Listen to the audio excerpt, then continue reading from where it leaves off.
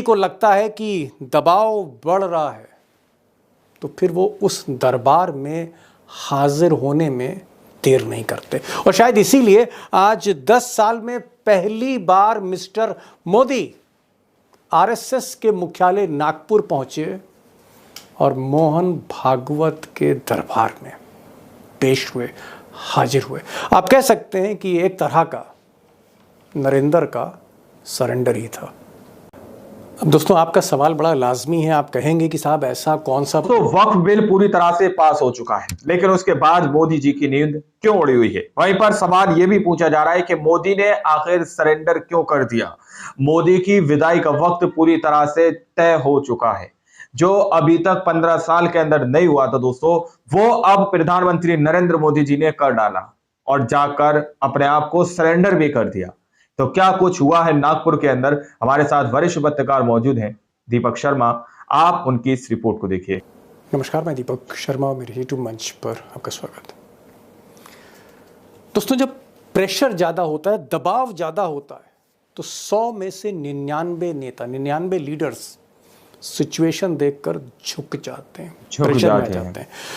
और मुझे लगता है मोदी कोई अजूबे नहीं है इस मामले में। और शायद इसीलिए वो चाहे डोनाल्ड ट्रंप हो या फिर आरएसएस के चीफ मोहन भागवत, अगर मोदी को लगता है कि दबाव बढ़ रहा है तो फिर वो उस दरबार में हाजिर होने में देर नहीं करते। और शायद इसीलिए आज 10 साल में पहली बार मिस्टर मोदी आरएसएस के मुख्यालय नागपुर पहुंचे और मोहन भागवत के दरबार में पेश हुए, हाजिर हुए।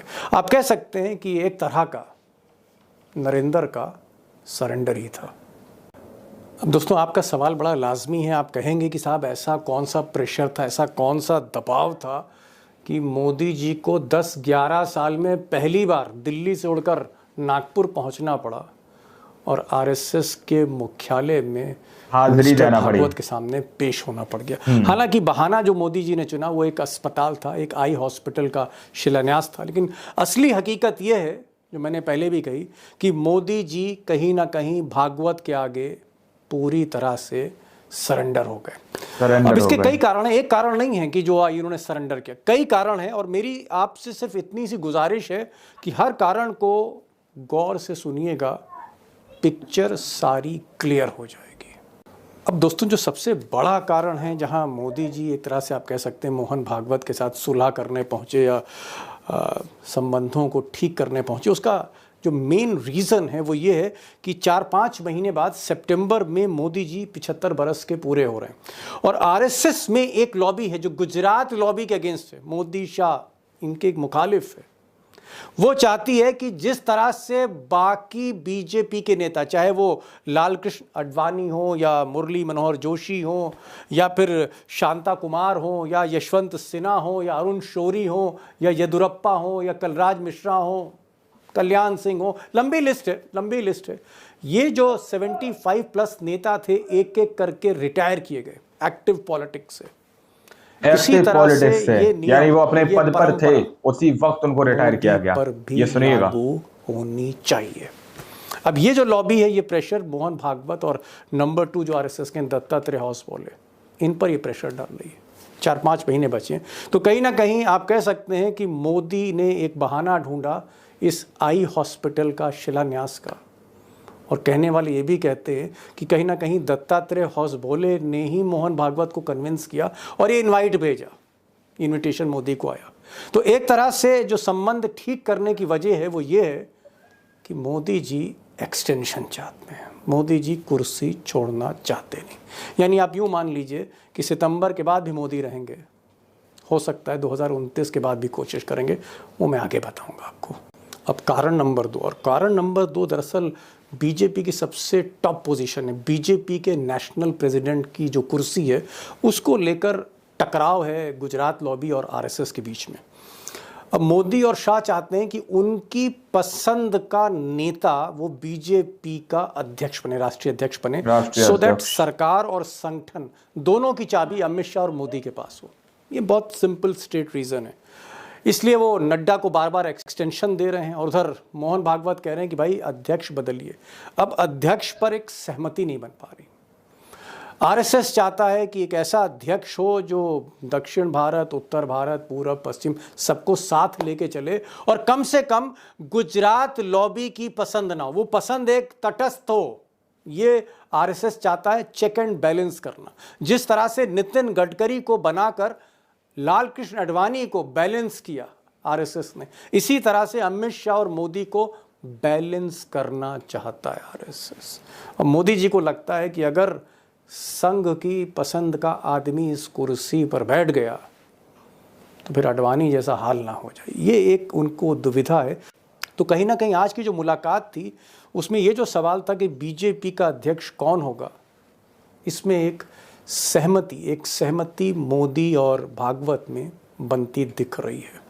अब एक और कारण भी है कि आरएसएस को लगता है कि बीजेपी में जिस तरह से गुजरात लॉबी पावरफुल होती जा रही, यानी मोदी जी हो गए, शाह साहब हो गए, कुछ गुजरात के मंत्री हो गए, कुछ गुजरात से जुड़े ब्यूरोक्रेट्स हैं जैसे पीके मिश्रा हैं जो मोदी जी के साथ कम से कम 20-25 बरसों से चल रहे हैं। आज की तारीख में पीके मिश्रा प्रिंसिपल सेक्रेटरी हैं प्राइम मिनिस्टर ऑफिस में, नंबर 1 ब्यूरोक्रेट। और भी कई ऐसे नौकरशाह हैं जो मोदी जी के हैं। मोदी जी की लॉबी जिसमें गुजरात के लोग हैं, गुजरात के व्यापारी हैं, गुजरात के अफसर हैं, गुजरात के नेता हैं, इसी का वर्चस्व बीजेपी में है और इसके चलते एक डिसबैलेंस हो रहा है पूरे बीजेपी में। जैसे योगी आदित्यनाथ हैं, इनको इग्नोर किया जा रहा है। नितिन गडकरी हैं, उनको हाशिए पे कर दिया गया है। राजनाथ सिंह हैं, इनकी कोई सुनने वाला नहीं है। शिवराज सिंह चौहान है, वसुंधरा राजे हैं, देवेंद्र फडणवीस, बहुत बड़ी फहरिस्त देखा जाए तो आरएसएस गुजरात लॉबी के इस वर्चस्व को तोड़ना चाहती है और कहीं ना कहीं आप कह सकते हैं कि इसको लेकर एक कंप्रोमाइज करने के लिए मोदी मोहन भागवत के दरबार में हाजिर हुए। अब और भी कई कारण हैं, लेकिन एक प्रमुख कारण मैं और अंडरलाइन करना चाहता हूँ, वो ये है कि आरएसएस को लगता है कि भाई मोदी जी 3 बार तो गुजरात के मुख्यमंत्री रहे, 3 बार सीएम रहे और 3 बार पीएम हो गए और पीएम के बाद वो अपना ही आदमी अब आगे के लिए सेट कर रहे हैं अमित शाह को। तो 3 बार सीएम, 3 बार पीएम और उसके बाद अमित शाह, यानी कुल मिलाकर ये जो देश है, आरएसएस को लगता है कि ये सिर्फ अहमदाबाद या गांधीनगर से नहीं चल सकता, गुजरात लॉबी से नहीं चल सकता। इसलिए आरएसएस योगी आदित्यनाथ को या नितिन गडकरी को या फडणवीस को, ऐसे 3-4 नेता हैं जिसको फ्रंट लाइन में लाना चाहती है और ये सबसे बड़ी दुखती रग है मोदी जी के लिए, जो अमित शाह को कहीं ना कहीं एडजस्ट करना चाहते हैं। तो आप कह सकते हैं कि ये जो मुलाकात है, ये जो रिश्ते कहीं ना कहीं मोदी और भागवत के या गुजरात लॉबी और आरएसएस के थोड़े से उसमें बर्फ जम रही थी, उसको पिघलाने के लिए नरेंद्र मोदी वहां पहुंचे। और हो सकता है नागपुर के अंदर सपना देख रहे हो कि 2029 के बाद आरएसएस फिर से उन्हें प्रधानमंत्री की उम्मीदवारी के लिए उनकी पीठ पर हाथ रखे। अब दोस्तों, आरएसएस के मुख्यालय के अंदर क्या हो रहा है, वहां पर क्या स्ट्रैटेजी बन रही है, चाहे वो मोहन भागवत हो या उनकी टीम हो, क्या वो रणनीति बना रहे हैं गुजरात लॉबी को लेकर। ये एक ऐसा सब्जेक्ट है कि इस पर आपको कोई ऐसा पत्रकार मिलेगा नहीं जल्दी जो असली अंदर की खबर दे, क्योंकि जो पत्रकार हैं ज़्यादातर वो फिर भाजपा के ही हैं जो एक अलग तरह से बात करते हैं। मेरी कोशिश थी कि कोई ऐसा न्यूट्रल आदमी मिले, कोई एक ऐसा जर्नलिस्ट हो जो आरएसएस का क्रिटिकल असेसमेंट करे, जो अंदर की बात बताए और निष्पक्षता के साथ बताए, निष्पक्षता के साथ बताए, यानी डर के और दबाव में ना बताए, सीधी सीधी बताए। दो आज विवेक देशपांडे, इंडियन एक्सप्रेस जैसे अखबार के बरसों तक ये पॉलिटिकल जर्नलिस्ट रहे, ब्यूरो चीफ रहे, मैंने आज इनसे गुजारिश करी कि कृपया करके आप नागपुर में हैं, 25-30 बरसों से आप आरएसएस को देख रहे हैं, बीजेपी को देख रहे हैं और आप खुलकर बोलते हैं आरएसएस पर, अंदर की बात बताते हैं, आप प्रोग्राम में आइए। और वो आए और मैं चाहता हूँ कि ठीक है वो मराठी हैं लेकिन हिंदी बोलते हैं, थोड़ा सा आप अगर गौर से सुनेंगे तो सब समझ में आएगा।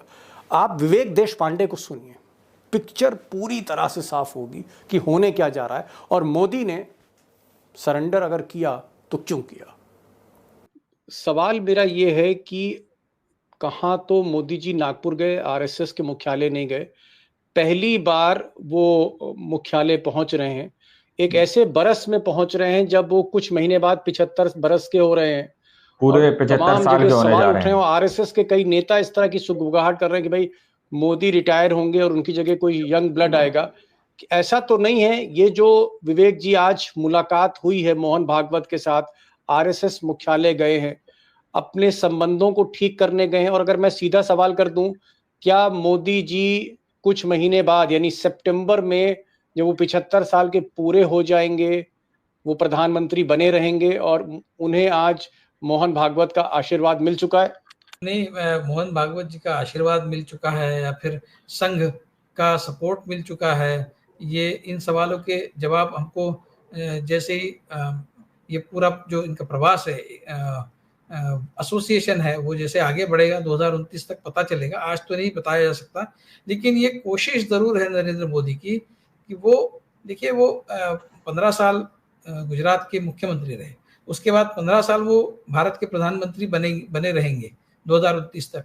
तो जो सत्ता की आदत, सबसे ऊपर बैठने की जो आदत मोदी जी को पड़ गई है, तो 2029 में, और अभी उनकी तबीयत भी अच्छी है, वो 2029 में बिल्कुल फिट रहेंगे, इस तरह के पूरे आसार हैं। तो आसार है पूरे, 2029 में अगर वो आंकड़े और तंदुरुस्त रहेंगे प्रयास लगाए जा तो रहे हैं। फिर एक बार वो प्रधानमंत्री बनना चाहेंगे।